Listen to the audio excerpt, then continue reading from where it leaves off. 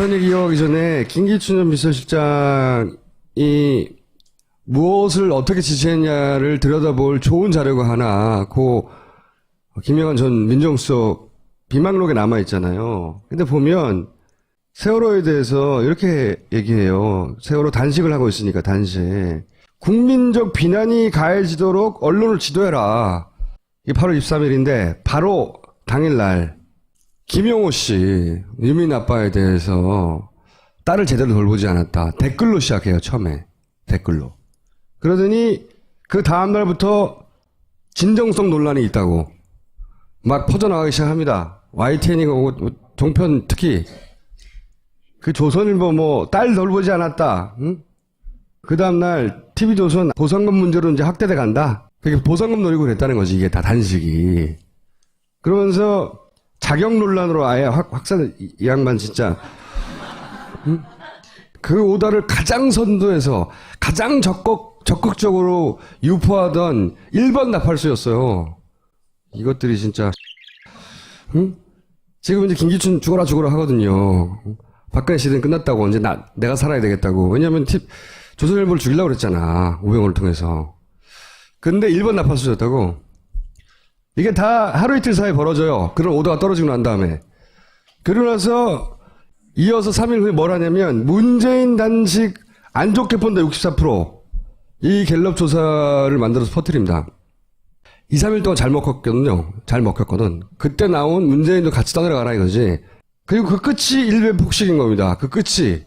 이걸로 거의 일단락이 됐어. 이게 이제 김기춘 전 비서실장의 오다로부터 시작된 전방위적인 작전의 끝이라 이거예요. 그러면서 그때 그 메모에 제 눈에 팍 박힌 단어가 뭐냐면 자살방조죄. 제가 이걸 보자마자 이건 진짜 김기춘 적이다. 응? 진짜 악마적이다 이 사람. 이 자살방조죄로 장사를 잘해먹은 사람이에요. 유서대필? 그렇죠. 이 세월호 유민아빠 공작은 강기훈 유서대필 조작 이거에 변주인 거예요. 그때 등장했던 게 이거거든. 자살방조죄. 김기춘 전 비서실장이 강기춘 유서대필 조작이라는 사건에 이 배우로 거의 추정되는데 그때 등장한 게 자살방조죄예요. 지난 시간에서 잠깐 설명드렸는데 그때 당시 분진정국이 있는데 그걸 사주했다는 거야. 가짜 유서를 누군가 대신 써주고. 이게 20몇 년 만에 이제 무죄로 판결됐지만 그때 등장의 가살방조죄거든요. 똑같은 짓 하는 거예요. 계속. 악마적이다. 악마라고 할 수는 없고 악마적이에요. 이 사람 진짜. 지난 시간에 저희가 멈춘 지점이 그 유서대필 사건이었지 않습니까? 교수님도 그 생각하셨죠? 이거 보고. 깜짝 놀랐죠. 초원복집부터 이제 오늘 할 차례예요. 네. 초원복집만 하고 그냥 들어가시죠, 오늘은? 지난번은 그 지각이고 오늘은 조퇴. 이게 아까 그 얘기거든요. 분신 자살을 해서 사실은 당시에 자살, 교사나 방조냐 등장했었다고. 자살, 방조. 사건 프레임을 이렇게 몰고 가기 시작한 거예요. 그러다가 강기훈 씨를 끌고 나와가지고 이 사람이 이게 교사해가지고 지금 뒤집어 씌워서 유서를 대신 써줬다고. 완전 미친 말도 안 되는 작전인데 통했어요, 그때는. 그때는 SNS도 없고 아무것도 없었기 때문에 20몇 년 동안 이 뒤집어 쓰고 살았어, 이분이. 그래서 저는 김기춘 전 비서실장을 제대로 이해해야 지금 벌어지고 있는 사안들의 그 기획자의 많은 부분의 기획자의 사건의 그 기획의 실체를 알 수 있다. 이 양반이 반드시 이번에는 단죄를 받아야 된다. 세월호 가지고 이런 언론 장난을 친 사람이 이번에도 빠져나가면 어떻게 해? 말이 안 되잖아요. 국정조사는 안 될 것 같아. 저걸로는. 청문회로는. 자, 여기서부터 다시 시작해볼게요. 그 초원복집 사건 여기서부터 설명을 해주시죠. 늦게 와서 죄송합니다. 지난번에 오셨던 방청객들 계시면 특히 더 죄송하고요. 보기 맛있는 음식인데 잘못 먹으면 탈나죠. 굉장히 깔끔하고 처신 잘 하고 아주 유지조지 잘 빠져나가던 사람이 여기서 된통 걸렸습니다. 된통 걸렸는데 여기 이제 안경 낀 사람이 그 김기춘이에요. 그런데 여기요. 예. 그런데 오늘도 청문회에서 보셨겠지만 말꼬리 안 잡히는 사람이잖아요. 아주 신중한 사람인데 고향 간 김에 복 먹고 술 한잔 하고 뭐 그래서 그냥 거침없이 나갔어요. 그 도청하는 줄 모르고. 여기 도청을 했고. 그러니까 이게 뭐 엄청난 충격을 준 사건이죠. 근데 여기서 딱 뒤집개의 달인이에요.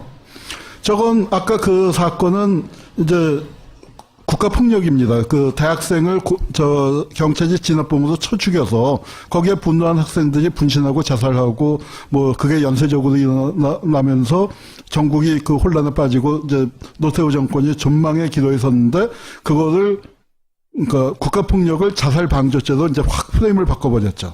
여기서는 이 전대미문의 부정선거 개입과 지역 감정 그 부추기는 건데 이건 뭘로 바꿨느냐? 도청 사건으로 바꿨어요. 근데 이런 그 프레임의 뒤집기가 이게 한 번이 아닙니다. 여러분 그 셀프 감금 아시죠? 그거는 국정원의 댓글 사건이 현장에서 적발된 건데 가녀진 여직원을 무지막지한 그 민주당 의원들이 감금했다. 뭐 이렇게 해서 감금 사건으로 바꿔버렸고 이 초원복집 사건도 그렇고 그다음에 정인회 문건 기억하시죠? 그것도 거기 보면은 이제 정말 그 권력농단 그게 지금 우리가 알고 있는 거에 단초가 드러났는데 그건 뭐가 됐습니까? 문건 유출 사건이 돼버렸어요. 그러니까 이제 이 집안이 무슨 사건이 터졌을 때 그걸 초점을 확 바꾸고 그다음에 그걸 어떻게 해요? 언론을 지도하죠. 네? 아까 언론 지도란 말이 나와서 그런 식으로 해서 덮어버리는 그걸로 그 꼼수로 이제 여태까지 이렇게 그 버텨온 네, 버텼죠. 네, 악마적 기획자예요, 실제. 저쪽에서 보면 굉장히 유능한 공작 기획자인 거지, 설계자. 92년 대통령 선거인데 네. 여기 이제 그 뭐냐면 김기춘의 분신정국 유서 대필 사건 때는 법무장관이었어요. 그때 검찰이 이제 총출동해서 이제 그 사건을 마무리 짓고 그 다음에 이제 대통령 선거가 되니까 뭐 요즘 비슷한 걸로 중립내각이라는 걸 만들면서 선거관리내각. 네, 선거관리내각이 들어오면서 법무장관을 물러났습니다.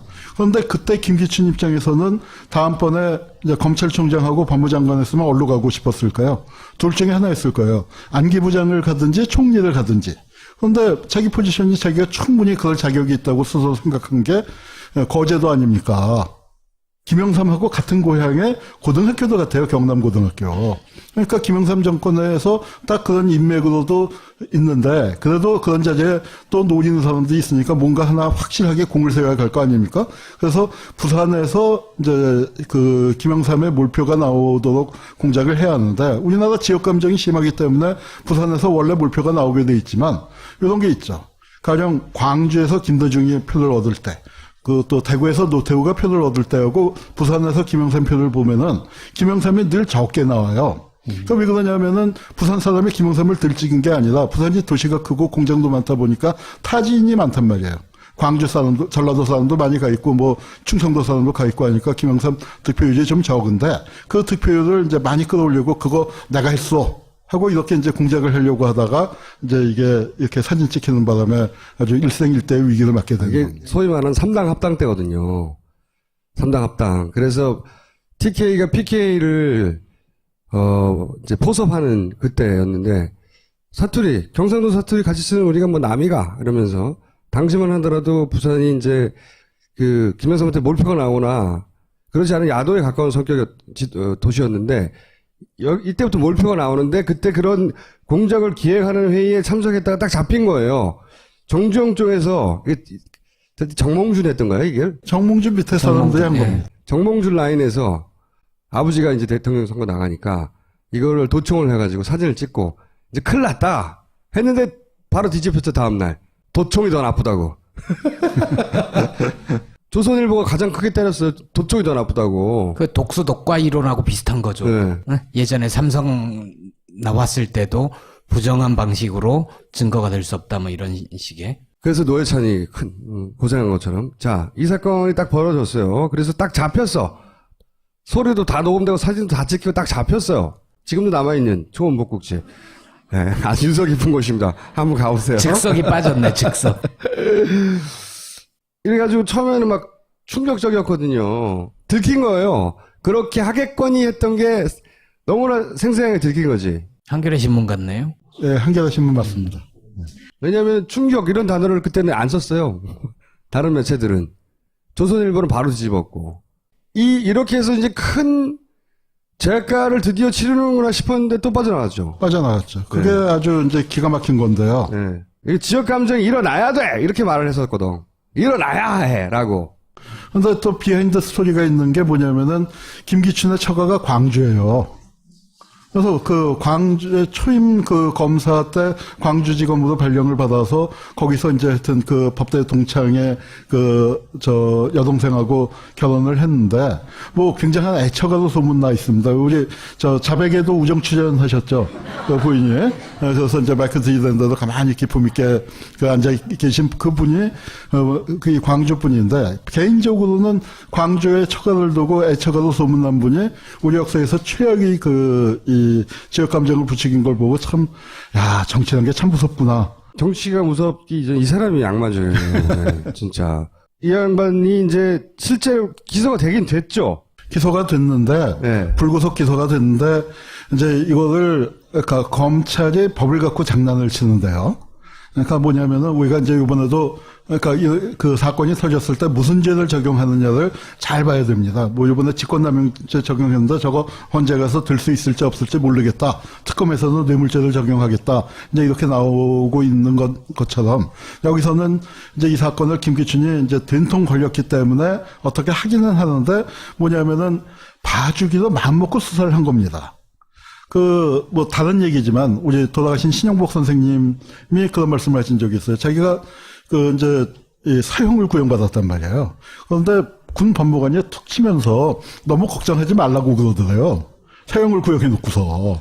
그래서 이게 무슨 얘기야 했더니, 법을 엉터리로 일부러 적용을 해갖고, 대법원 가서 무죄가 나도록, 파기환송 나도록 일부러 적용을 했는데, 그러면서 너무 걱정하지 말라 했는데, 여기서도 보면은 빠져나갈 군역을 다 준 겁니다. 우선, 딴 사람들은 다 빠져나가게 해줬어요. 딴 사람들은, 왜냐하면은 저거를 기관장 모임인데, 관계기관 대책회의에서, 야, 검찰청에 모여라, 뭐, 도청에 모여라, 시청에 모여라, 그렇게 한 건 아니잖아요. 복집에서 모였잖아요, 복집에서. 그러니까 저건 어디까지나 사적인 모임이다. 사적인 모임이다로 만들어 놓고 저 모임에 참가한 다른 기관장들은 김기춘이가 불러서 가서 김기춘이 하는 얘기 그냥 들은 거니까 저거는 죄가 안 된다 해서 다른 사람 다 빼놓고 김기춘만 또 그다음에 여러 제목을 걸 수 있는데 그중에서 하나로 선거법에서 뭘 걸었냐면은 지금은 이제 선거운동을 누구나 할 수 있는데 그때는 선거운동원으로 등록을 해야만 선거를 할 수가 있었어요. 선거운동을 할 수가 있었는데 김기춘은 장관 지낸 사람이니까 선거운동원으로 등록을 안 했단 말이에요. 그런데 김영삼을 지지하는 운동을 하려고 했으니까 그게 위법이다. 우리가 생각할 땐 김기춘이 지역 감정을 조장하고 다른 걸로 거는 게 마땅할 텐데 그걸로 걸었어요. 그래서 그걸로 불구속 기소를 했더니 김기춘이 뭘 했냐면 이제 정말로 법을 아는 사람들이 법을 갖고 장난치는 게 이렇다는 겁니다. 그걸로 헌법소원을 냈어요. 자기가 검찰총장하고 자기가 법무장관 할 때는 그 법으로 숱하게 사람들 집어넣었으면서 자기가 걸리니까 이 법 잘못됐어 하고 헌법소원을 냈고 헌법소원을 내서 헌법재판소에서 잘못됐네. 국민들의 정치적 자유를 과도하게 침해하는 거네. 그래갖고 그거를 위헌 판결을 내니까 이건 뭐 자연히 공소기각인가 각한가 뭐 하여튼 그렇게 돼서 김기춘이가 그걸로 빠져나갔는데 그렇게 이제 정말 잘 짜여진 각본도 겉에서 볼 때는 기소됐으니까 그래도 김기춘이 하나는 기소하나 보다라고 했는데 그렇게 된 거예요. 자, 그 사건을 누가 처리했을까요? 그때 부장검사가 여러분 잘 아는 사람이에요. 김기춘 씨가 은혜를 한 번 입으면 잘 갚는 사람입니다. 그래서 어떻게 됐냐. 그 사람이 부장검사가 박근혜 정권의 첫 총리 정홍원이에요. 그럼 그 주임검사는 누구였을까요? 담당검사는. 최동욱 자르고, 네. 그 다음에 검찰총장 임명한 사람이 김진태예요. 김진태. 촛불 김진태고 다른 사람입니다. 네. 촛불 김진태보다는 그래도 훨씬 나은 사람인데 50으로 넘어올 때 그때 허평이한테 신세지니까 50 청산할 때 50 실세들 다 구속시켰는데 허평만 빼줬어요. 허평만 빼줬는데 이번에 이제 그러니까 은혜를 자기가 큰 권력을 잡고서는 한 명은 총리, 한 명은 검찰총장 그렇게 이제 앉혀줬죠. 이게 뭐냐면은 우리나라 공안 세력이 서로 돕고 상부상조하면서 이렇게 살아가고 있습니다. 지금도 살아남아 있는 거예요, 이 세력이. 근데 이 양반은 검찰 내만 세력이 있는 게 아니에요. 생각해보면 국정원 오비예요. 네. 실제로. 거기도 라인이 있을 거란 말이지. 대공수사국장을 오래 했잖아요. 그러니까요. 예. 예? 국정원에도 라인이 있고 검찰에도 라인이 있는 거예요. 그러니까 공작을 하기에 왔다는 거 왔다. 이 사람만 살아 있는 게 아니고 그때 그 기관장 회의에 참여했던 사람들 중에 그 정경식이라는 사람은 나중에 검찰총장인가 검찰총장이 아니고 헌법재판소 재판관이 됐습니다. 검찰 몫으로 헌법재판소 재판관이 됐고 그다음에 그 박일용이라고 부산 그 경찰국장이죠. 그 사람은 뭐가 됐냐면은 안기부 차장이 돼 갖고 그 아마 그 기억나십니까? 총풍, 북풍, 뭐 안풍하는 그 사건들에 보면 이제 주역으로 등장을 해요. 그러니까 이제 그렇게 서로 그 세력들이 그러니까 이 김영삼 입장에서는 성사되진 못했지만 니들 고생했다 애썼다 해갖고 또 그렇게 다 등용을 해주는 겁니다. 그래서 불구속 기소가 됐는데 거꾸로 도청한 사람들이 처벌을 받죠. 도청한 사람들이 처벌을 받고 기관장은 저는 무혐의 처리가 되고 얘기한 대로.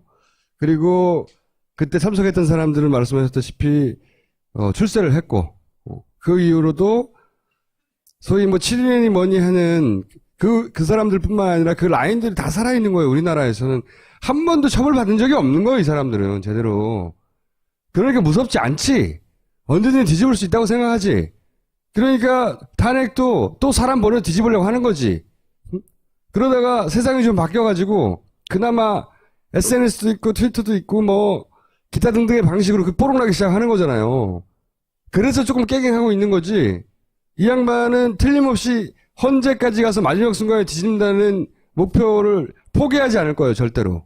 천복제 복국 동창생 같은 사람들을 헌법재판소 재판관으로 앉혀놨잖아요. 정경식 씨가 이미 은퇴를 했지만 그런 사람들이 가서 앉아 있는 겁니다. 그러니까 헌재에 가도 어찌 될지 몰라 하는 그런 믿음이 있는 거죠.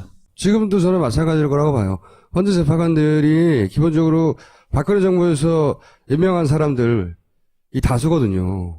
근데 통합진보당 얘기를 보면 김기춘, 박한철 커넥션이 있는 거 아니에요? 있죠, 확실히. 네. 네. 이따 자세히 얘기하겠지만 통합진보당이 해산되기 전에 결과를 김기춘이 이미 다 알고 의원직은 어떻게 할 거냐, 정당 그렇죠. 재산은 어떻게 할 거냐 이런 주고받은 거지. 대책을 논의를 하잖아요. 그러니까 이제 자기들도 하도 여론이 나쁘니까 거기까지 가면 헌법 재판관들이 여론의 눈치를 볼까봐 불안해서 어떻게든 탄핵이 안 되게 하겠지만 그렇게 하다가 안 돼서 탄핵이 되더라도 마지막까지 포기하지 않는다는 거예요. 왜? 평생 성공해 왔는데 평생 이런 짓을 하고도 단 한 번도 죄가를 치르지 않았는데 왜 포기를 해요? 지금 막판에.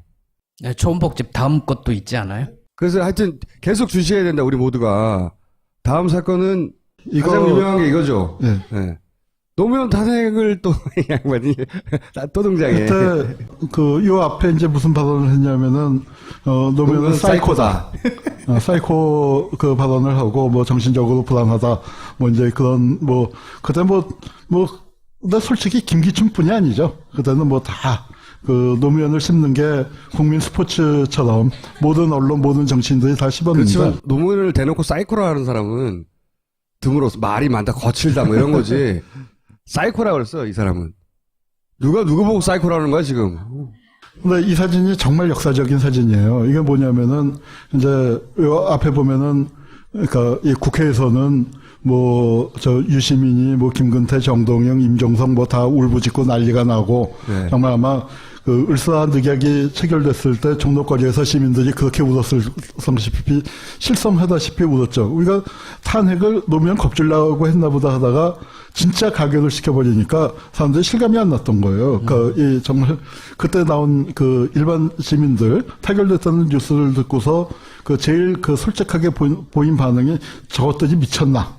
저게 미쳤나 하는 반응을 보였는데, 이제 그렇게 한쪽에서 이제 울부짖고 있을 때, 여기가 이제 누구냐면 김기춘이 그때 국회 법사위원장입니다.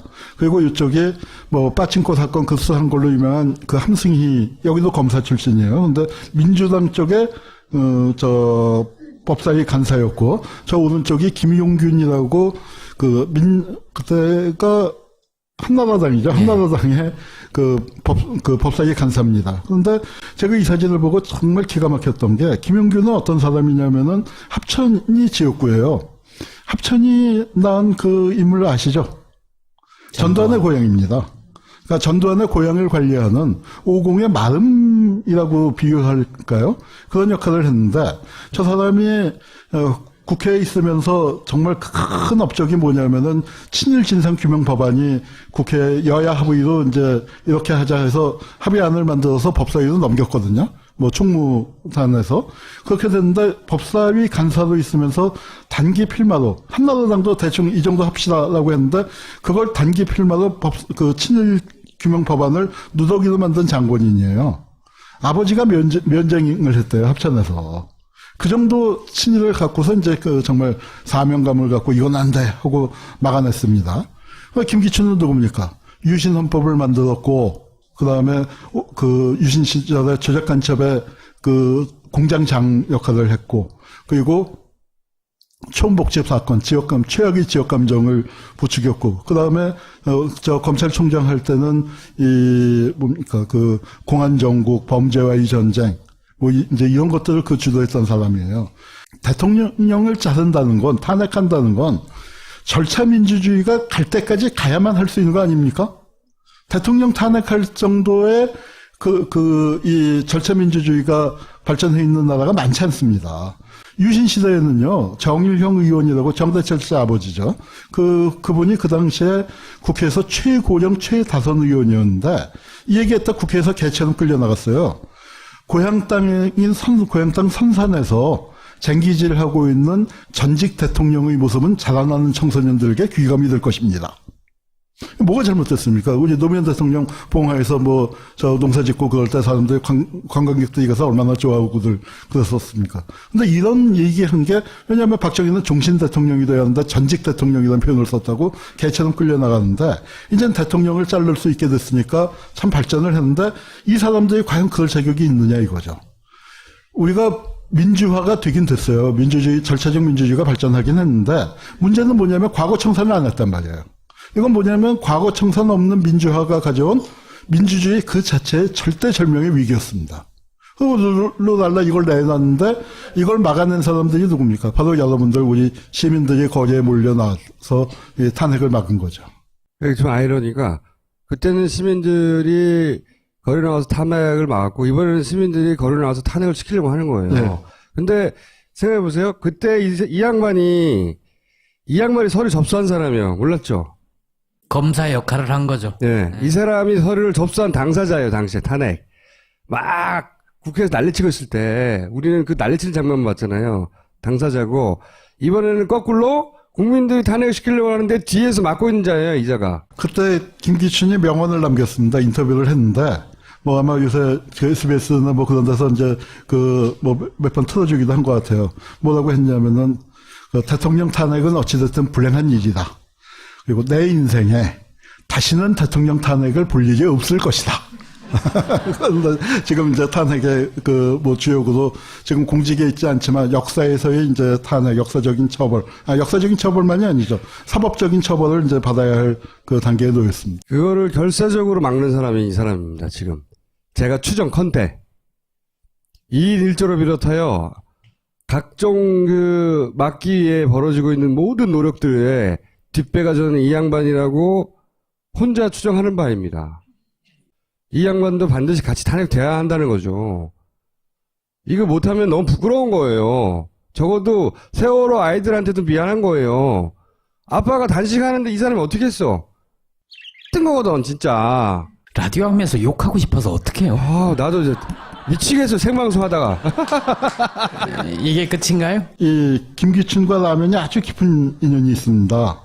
뭐냐면은 검찰총장하고 있을 때 이른바 그때 이제 주로 공안 정국이었죠. 그리고 범죄와의 전쟁하는데 아니다. 우리 검찰이 따뜻하고 민생에 대해서도 이렇게 신경을 쓴다. 사람들의 먹거리에 대해서도 이렇게 관심을 갖는다 해서 검찰의 야심작으로 한 게 어떤 라면 문제를 건드렸는데 삼양 유지파동. 그 유명한 공업용 우지파동이에요.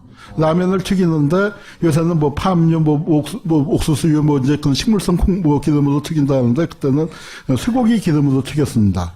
근데 거기에다가 쇠고기 기름이 저도 이제 오늘 여기 오기 전에 자료를 찾아보니까 등급이 12개인가 있었는데 삼양에서 쓴 거는 2등급으로 아주 좋은 상질, 좋은 품질을 썼는데 거기에다가 딱 붙인 게 공업용이라는 딱지를 붙였대요. 근데 우지는 그냥 등급이 있을 뿐이지 따로 공업용이 따로 없어요. 따로 없는데 공업용으로 쓸 수도 있겠죠. 네, 그럼요. 그런데 2등급을 갖다가 공업용으로 쓰는 사람은 없죠. 보통 이제 11등급, 12등급 그런 걸 공업용으로 쓰겠고, 1등급, 2등급을 그 식품으로 쓰는데, 대량 생산하는 데서 2등급 썼으면은 굉장히 잘 쓴 건데, 그걸 갖다가 이제 그 공업용 우지로 해서 했기 때문에 삼양라면이 제일 먼저 시작을 했거든요, 라면을. 그래서 이제 그 압도적인 시장 점유율을 갖고 있었는데, 그게 뒤집힌 겁니다. 예. 거기서 그 삼양은 거의 부도 위기에까지 몰리고 대지점 하던 사람들 자살하고 난리가 났었죠. 난리가 났었는데 그 사건에 그 당시에 검찰총장이고 그 공무용 우지 파동, 그러니까 우리 라면 업계의 지각 변동을 가져온 그 장본인이었는데 또 재밌는 거는 이제 이 김기춘의 동생뻘 되는 사람으로 고영주라고 잘 아시죠? 문재인이나 아무나 보고 저거 빨갱이라고 하는 우리나라 문화방송 최고의 빨갱이 감별사. 이사장이잖아요. 네. 그렇죠? 박문진 이사장인데 그 전에는 뭘 했냐면은 걔네당 있죠, 걔네당. 그쪽 당 추천으로 세월호 진상규명 특위에 가서 세월호 진실 인양을 딱 가로막고 있었던 그자가 바로 고영주인데 이 공안 검사들을요, 인사 이동을 하다 보면은 공안만 하지는 않을 거 아니에요. 형사에 가면은 꼭 사건을 치는데 그때 그 사람은 뭘 갖고 사건을 쳤냐면은 포르말린 통조림이라고 혹시 기억나시는지 모르겠어요. 우리 골뱅이에 포르말린을 넣었다. 와, 이거 끔찍한 거 아니에요. 이게 괴물 영화에 나오는 게 그 포르말린입니다. 그거 먹고 이제 한강에서 괴물이 나왔다는 건데 그 포르말린을 통조림에다가 넣었다 해서 방부제 비슷하게 넣었다 해서 이제 문제가 아주 커졌었는데 나중에 생물학자, 화학자들이 하는 얘기가 뭐냐면은 자연 상태에서 독성이 없는 포르말린이 생길 수가 있다는 거예요, 통조림에. 그런데 그걸 갖다가 무슨 이제 엄청난 것처럼 이제 터뜨렸는데 이게 아마 공안통에 있는 사람들이 그런 중병이 있나 봐요. 뭔가 사건을 만들어야 하는. 여기가 미스터 법질서에다 미스터 클린이거든요. 그래서 나는 돈 문제도 깨끗해. 이제 이렇게 했는데 이 라면의 슬픈 역사, 라면의 흑역사를 보면서 그러니까 돈 문제도 이거 김기춘 이거 좀 파봐야 하지 않을까 그런 생각해봤습니다. 그때 검찰총장으로서 관여한 바가 있지 않나는 추정을 하시는 거예요? 아니, 검찰총장으로서 자기가 업적 중에 하나로 꼽았죠. 그때 그래서 농심이 네. 고마워해서 네. 결과를 고마워해서 이런 관계를 맺고 있는 게 아닌가라고 생각할 수도 있고 적극적으로 관여한 거 아닌가 생각할 수도 있으나 거기까지 가면은 고소고발을 각오하시고 말씀하세요. 그러니까 이제 법률 고문이라는 게 얼마나 어떤 법률 자문을 하는지 모르겠습니다만 최근에 나온 보도를 보니까 매월 1,000만 원이래요. 그냥 5년 했다고 치면은 그러면 그게 6억인 거죠. 그러니까 이제 그런 부분들을 우리가 이게 정상적인 그러니까 우리 이제 수임료만 갖고 따지는데 수임료 아닌 그런 관계들, 그런 것들을 어떻게 봐야 할지 참 여러 가지 고민입니다. 그런데 재밌는 거는 사건 직후에는 안 맡았어요. 왜냐? 자기가 더 좋은 자리로 갈 수 있으니까.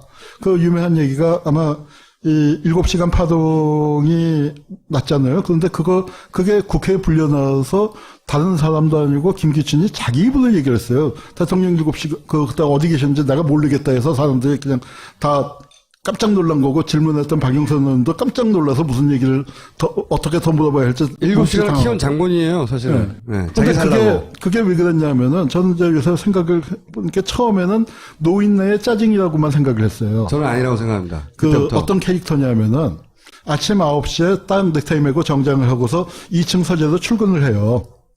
그리고 12시 땡 치면 늦어서 점심을 먹습니다. 그리고 1시에 다시 서재로 올라가고 6시 땡 하면은 다시 내려서 그제서 비로소 넥타이를 푸는 사람이에요. 그러니까 굉장히 이제 그런 면에서 칼 같은 생활을 하는데 비서실장이 듣는데 9시 정각에 대통령이 출근을 안 해요. 그러니까 이런 사고방식을 가진 사람하고 그 박근혜처럼 출근도 안 하고 업무 시간에 머리도 말고 뭐 성형수술도 하고 하는 그런 이제 그러니까 모든 게 국사죠. 모든 게. 갑자기 그 생각이 나네요. 비서실장 처음 돼가지고 몇 가지 지침을 내리잖아요. 아까 그 업무 일지에 보면 뭐 야근에 생활화 뭐 이런 식의 게 있는데 맨 마지막에 별표 치고 뭐가 있냐면 라면의 상식화가 있어요. 그 여기 이제 보니까 뒤에 김재현 의원이 전 의원 오셔서 이 통합진보당 그 해산 얘기를 그 하실 것 같은데 제가 이제 그래서 마침 기억이 난 게 있어서 옛날에 이거 김기춘 전하고도 관련이 돼요. 김기춘이 비서실장 됐을 때 인터뷰한 걸 찾아봤어요. 그랬더니 뭐라고 썼냐면은 그 김기춘과 남재준 기억나세요? 그때 국정원장이죠. 네. 둘이 합작해서 민중탄압을 할 테니까 대비해야 한다. 민중탄압을 해야. 그런데 사실은 제가 이렇게 예언을 해놓고도 저도 놀랐어요. 왜냐하면 통합진보당이 원내 제3당인데 저걸 해산시킬 거라고는 저는 큰 간첩 사건 하나쯤 터질 줄 알았는데 통합진보당에 뭐 간첩이 뭐 며칠 들어와 있다. 뭐 그 국회의원 하나쯤 포함해서 그 정도 사건 터질 줄 알았는데 당을 깨버릴 줄은 몰랐습니다. 그 다음에 또 제가 이런 얘기를 했네요. 제가 봐도 신기해요. 우리가 드디어 박정희 신드롬을 박근혜에 대한 환멸과 함께 묻어버리게 될 것 같다. 지금 교수님이 자기 칭찬하는 그런 거예요? 말을 했고 자기 이후로? 박근혜 정권이 5년을 갈지 얼마를 갈지 모르지만 또 그런 얘기도 했네요. 그러면서 그러니까 이게 뭐냐면은 이제 김기춘이 등장하고 난 다음에 우리가 또 빠진 게 있어요. 뭐냐면은 용산 참사예요. 그 이명박 정권에서 최악의 그 인사 참사로 꼽을 수 있는 게 어청수 경찰청장 기억나세요? 그 경찰청장에서 경질을 했어요. 우리 입장에서는 명박산성도 쌓고 물대포도 쏴서 이 경찰 촛불을 끈 사람 아닙니까? 진압을 한 사람인데 그럼 승진을 시켜줘야 할 것 같은데 경질을 시킨 건 뭐예요? 이런 촛불 나오면 더 세게 밟아라 해요. 그래서 앉힌 게 김석기고 김석기가 앉자마자 뭐가 일어났습니까? 용산 참사가 일어나는 거거든요. 그래서 저는 이 김기춘이가 비서실장이 됐을 때 깜짝 놀란 게, 야, 이거는 민주주의의 용산 참사가 다가오겠구나. 생각을 했는데, 그게 통합진보당 해산으로 나타났습니다. 저는 박근혜가 뭐 탄핵을 받든 자리에서 쫓겨나는 것이 이 시점은 세월호 사건이 터지기 전이었는데, 아마도 부정선거가 밝혀져서 닉슨이 그 사임했던 것처럼 그렇게 이제 탄핵을 받거나 뭐 사임하는 그런 상황이 올 줄 알았는데 뭐 그 점은 좀 틀렸지만 하여튼 그러니까 이 지금 박근혜의 사임의 근처까지 왔죠. 그런데 여러분 절대로 안심하고 낙관하지 마십시오. 우리 해방 직후에 친일파 청산에 실패할 거라고 누가 상상이나 했겠습니까? 그런데 그때 못했고 6월 항쟁 때 누가 직선제도에서 질 거라고 생각했습니까? 그때 못했고 우리 2004년 탄핵 끝나고 난 다음에 한나라당 저거 영남 자민련으로 찍어 터질 수 있을 것이다 다 상상했는데 국가보안법도 폐지 못 시켰어요. 저 외환위기 때 재벌 해체도 못 시켰어요. 그랬더니 18년 지났더니 재벌들이 노동개혁하자고 여러분을 개혁하자고 달려들고요. 2004년도에 그 좋은 환경 우리 대중들은 대통령 살려냈고 새 국회까지 만들어줬어요. 민주노동당 열석 의회에 진출시켜줬어요. 그런데 국가보안법을 폐지를 못 시켰습니다. 그러고 딱 10년 지난 다음에 김기춘이가 그 국가보안법을 휘둘러서 통합진보당을 해산시킨 거예요. 역사적인 찬스를 놓치면은 우리가 반드시 역사적인 보복을 당하게 되어 있습니다.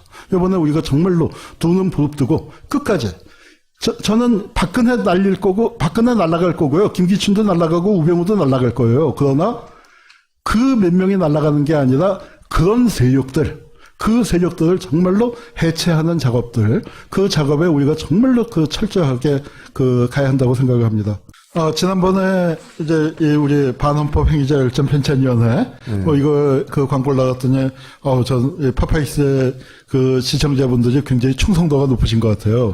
오늘 총수께서 한마디 더 좀 해주셔야 합니다. 저렇게 나오면 곤란한데 몹시 곤란. 그러니까 인물 열전을 만들자는 거죠. 네, 왜냐면은 지금 들어도 놀랍잖아요. 우리 헌법을 파기한 사람들, 반헌법 행위자들을 300명을 고르려고 하는데 제가 내일부터 이제 인물 선정을 다시 우리 그 조사원들하고 피튀기게 해야 할 것 같아요. 왜냐면은 이 사람은 꼭 나야 한다. 안 된다. 300명 이렇게 하다가 1000명 넘는다.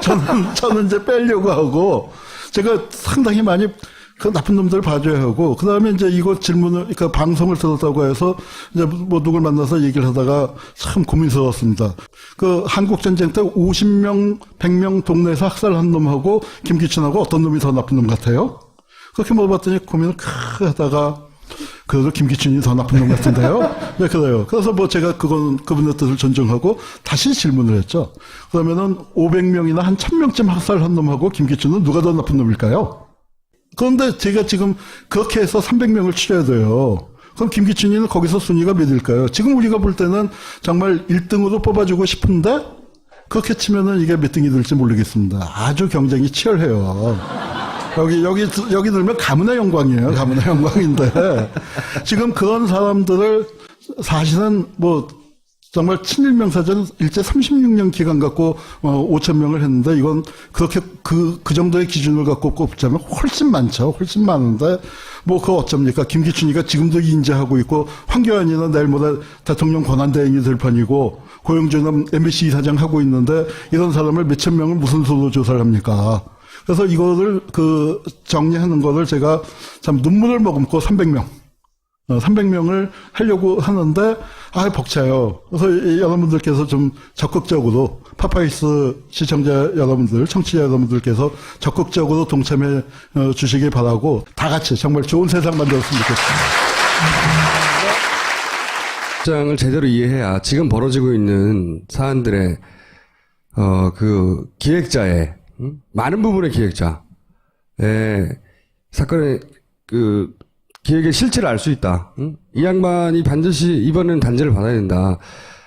세월호 가지고 이런 언론 장난을 친 사람이 이번에도 빠져나가면 어떻게 해?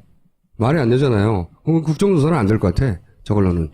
청문회로는. 자, 여기서부터 다시 해볼게요. 그 초원 복집 사건 여기서부터 설명을 해주시죠. 늦게 와서 죄송합니다. 지난번에 오셨던 방청객들 계시면 특히 더 죄송하고요. 보기 맛있는 음식인데 잘못 먹으면 탈나죠. 굉장히 깔끔하고 처신 잘 하고 아주 유유조지 잘 빠져나가던 사람이 여기서 된통 걸렸습니다. 된통 걸렸는데 여기 이제 안경 낀 사람이 그 김기춘이에요. 그런데 여기요. 예. 네. 그런데 오늘도 청문회에서 보셨겠지만 말꼬리 안 잡히는 사람이잖아요. 아주 신중한 사람인데 고향 간 김에 복 먹고 술 한잔 하고 뭐 그래서 그냥 거침없이 나갔어요. 도청하는 줄 모르고. 여기 도청을 했고. 그러니까 이게 뭐 엄청난 충격을 준 사건이죠. 근데 여기서 딱 뒤집개의 달인이에요. 저건 아까 그 사건은 이제 국가폭력입니다. 그 대학생을 경찰이 진압범으로 쳐 죽여서 거기에 분노한 학생들이 분신하고 자살하고 뭐 그게 연쇄적으로 일어나면서 전국이 그 혼란에 빠지고 이제 노태우 정권이 전망의 기로에 섰는데 그거를 그러니까 국가폭력을 자살방조죄로 이제 확 프레임을 바꿔버렸죠. 여기서는 이 전대미문의 부정선거 개입과 지역 감정 부추기는 건데 이건 뭘로 바꿨느냐? 도청 사건으로 바꿨어요. 다른 얘기 이어가기 전에 김기춘 전 비서실장이 무엇을 어떻게 지시했냐를 들여다볼 좋은 자료가 하나 김영환 전 민정수석 비망록에 남아 있잖아요. 근데 보면 세월호에 대해서 이렇게 얘기해요. 세월호 단식을 하고 있으니까 단식. 국민적 비난이 가해지도록 언론을 지도해라. 이게 8월 23일인데 바로 당일날 김용호 씨 유민 아빠에 대해서 딸을 제대로 돌보지 않았다. 댓글로 시작해요. 처음에. 댓글로. 그러더니 그 다음날부터 진정성 논란이 있다고 막 퍼져나가기 시작합니다. YTN이가 종편 특히 그 조선일보 딸 돌보지 않았다. 응? 그 다음날 TV조선 보상금 문제로 이제 학대돼 간다. 그게 보상금 노리고 그랬다는 거지. 이게 다 단식이. 그러면서 자격 논란으로 아예 확산, 이 양반 진짜. 응? 그 오다를 가장 선두해서 가장 적극적으로 유포하던 1번 나팔수였어요. 이것들이 진짜, 응? 지금 이제 김기춘 죽어라 하거든요. 박근혜 시대는 끝났다고, 이제 내가 살아야 되겠다고. 왜냐면 조선일보를 죽이려고 그랬잖아. 우병우를 통해서. 근데 1번 나파수였다고. 이게 다 하루 이틀 사이에 벌어져요. 그런 오더가 떨어지고 난 다음에. 그러고 나서 이어서 3일 후에 뭘 하냐면 문재인 단식 안 좋게 본다 64%. 이 갤럽 조사를 만들어서 퍼뜨립니다. 2, 3일 동안 잘 먹혔거든요. 잘 먹혔거든. 그때 나온 문재인도 같이 떠내려가라 이거지. 그리고 그 끝이 일베 폭식인 겁니다. 그 끝이. 이걸로 거의 일단락이 됐어. 이게 이제 김기춘 전 비서실장의 오더로부터 시작된 전방위적인 그 김영삼의 몰표가 나오도록 공작을 해야 하는데 우리나라 지역 감정이 심하기 때문에 부산에서 원래 몰표가 나오게 돼 있지만 이런 게 있죠. 가령 광주에서 김대중이 표를 얻을 때, 그 또 대구에서 노태우가 표를 얻을 때하고 부산에서 김영삼 표를 보면은 김영삼이 늘 적게 나와요. 그러니까 왜 그러냐면은 부산 사람이 김영삼을 들찍인 게 아니라 부산이 도시가 크고 공장도 많다 보니까 타지인이 많단 말이에요.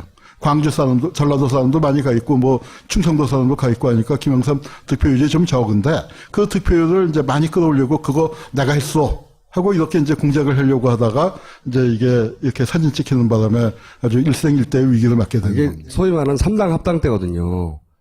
3당 합당. 그래서 TK가 PK를, 이제 포섭하는 그때였는데, 사투리, 경상도 사투리 같이 쓰는 우리가 뭐 남이가, 이러면서, 당시만 하더라도 부산이 이제 그 김영삼한테 몰표가 나오나 그렇지 않은 야도에 가까운 성격의 도시였는데 이때부터 몰표가 나오는데 그때 그런 공작을 기획하는 회의에 참석했다가 딱 잡힌 거예요. 정주영 쪽에서 정몽준 했던가요 이게? 정몽준 밑에 사람들이 한 겁니다. 정몽준 라인에서 아버지가 이제 대통령 선거 나가니까 이거를 도청을 해가지고 사진을 찍고 이제 큰일 났다 했는데 바로 뒤집혔죠 다음날. 도청이 더 나쁘다고. 조선일보가 가장 크게 때렸어요. 도청이 더 나쁘다고. 그 독수독과 이론하고 비슷한 거죠. 네. 응? 예전에 삼성 나왔을 때도 부정한 방식으로 증거가 될 수 없다 뭐 이런 식의. 그래서 노회찬이 큰 고생한 것처럼. 자, 이 사건이 딱 벌어졌어요. 그래서 딱 잡혔어. 소리도 다 녹음되고 사진도 다 찍히고 딱 잡혔어요. 지금도 남아있는 초원복국지. 네, 아주 유서 깊은 곳입니다. 한번 가보세요. 즉석이 근데 이런 그 프레임의 뒤집기가 이게 한 번이 아닙니다. 여러분 그 셀프 감금 아시죠? 그거는 국정원의 댓글 사건이 현장에서 적발된 건데 강효진 여직원을 무지막지한 그 민주당 의원들이 감금했다. 뭐 이렇게 해서 감금 사건으로 바꿔버렸고 이 초원복집 사건도 그렇고 그 다음에 정윤회 문건 기억하시죠? 그것도 거기 보면은 이제 정말 그 권력농단 그게 지금 우리가 알고 있는 거에 단초가 드러났는데 그건 뭐가 됐습니까? 문건 유출 사건이 돼버렸어요. 그러니까 이제 이 집안이 무슨 사건이 터졌을 때 그걸 초점을 확 바꾸고 그 다음에 그걸 어떻게 해요? 언론을 지도하죠. 네? 아까 언론 지도란 말이 나와서 그런 식으로 해서 덮어버리는 그걸로 그 꼼수로 이제 여태까지 이렇게 버텨온 네, 버텼죠. 네, 악마적 기획자예요, 실제. 저쪽에서 보면 굉장히 유능한 공작 기획자인 거지, 설계자. 92년 대통령 선거인데, 네. 요게 이제 뭐냐면, 김기춘이 분신정국 유서 대필 사건 때는 법무장관이었어요. 그때 검찰이 이제 총 출동해서 이제 그 사건을 마무리 짓고, 그 다음에 이제 대통령 선거가 되니까, 뭐 요즘 비슷한 걸로 중립내각이라는 걸 만들면서, 선거관리내각. 네, 선거관리내각이 들어오면서 법무장관을 물러났습니다. 그런데 그때 김기춘 입장에서는 다음번에 이제 검찰총장하고 법무장관 했으면 어디로 가고 싶었을까요? 둘 중에 하나였을 거예요. 안기부장을 가든지 총리를 가든지. 그런데 자기 포지션이 자기가 충분히 그럴 자격이 있다고 스스로 생각한 게 거제도 아닙니까? 김영삼하고 같은 고향의 고등학교도 같아요. 경남고등학교. 그러니까 김영삼 정권에서 딱 그런 인맥으로도 있는데 그래도 그런 자리에 또 노리는 사람들이 있으니까 뭔가 하나 확실하게 공을 세워야 갈 거 아닙니까? 그래서 부산에서 이제 작전의 끝이라 이거예요. 그러면서 그때 그 메모에 제 눈에 팍 박힌 단어가 뭐냐면 자살방조죄. 제가 이걸 보자마자 이건 진짜 김기춘 적이다. 응? 진짜 악마적이다, 이 사람. 이 자살방조죄로 장사를 잘해먹은 사람이에요. 유서대필? 그렇죠. 이 세월호 유민아빠 공작은 강기훈 유서 대필 조작, 이거의 변주인 거예요. 그때 등장했던 게 이거거든. 자살 방조죄. 김기춘 전 비서실장이 강기춘 유서 대필 조작이라는 사건에 이 배우로 거의 추정되는데, 그때 등장한 게 자살 방조죄예요. 지난 시간에 저희 잠깐 설명드렸는데, 그때 당시 분진 정국이 있는데 그걸 사주했다는 거야. 가짜 유서를 누군가 대신 써주고. 이게 20몇 년 만에 이제 무죄로 판결됐지만 그때 등장의 가살 방조죄거든요. 똑같은 짓 하는 거예요, 계속. 악마적이다. 악마라고 할 수는 없고 악마적이에요, 이 사람 진짜. 지난 시간에 저희가 멈춘 지점이 그 유서 대필 사건이었지 않습니까? 교수님도 그 생각하셨죠, 이거 보고. 깜짝 놀랐죠. 초원복집부터 이제 오늘 할 차례예요. 네. 초원복집만 하고 그냥 들어가시죠, 오늘은. 지난번은 그 지각이고 오늘은 조퇴. 이게 아까 그 얘기거든요. 분신 자살을 해서 사실은 당시에 자살, 교사나 방조냐 등장했었다고. 자살 방조. 사건 프레임을 이렇게 몰고 가기 시작한 거예요. 그러다가 강기훈 씨를 끌고 나와가지고 이 사람이 이게 교사해가지고 지금 뒤집어 씌워서 유서를 대신 써줬다고. 완전 미친 말도 안 되는 작전인데 통했어요, 그때는. 그때는 SNS도 없고 아무것도 없었기 때문에 20몇 년 동안 이 뒤집어 쓰고 살았어, 이분이. 그래서 저는 김기춘 전 비서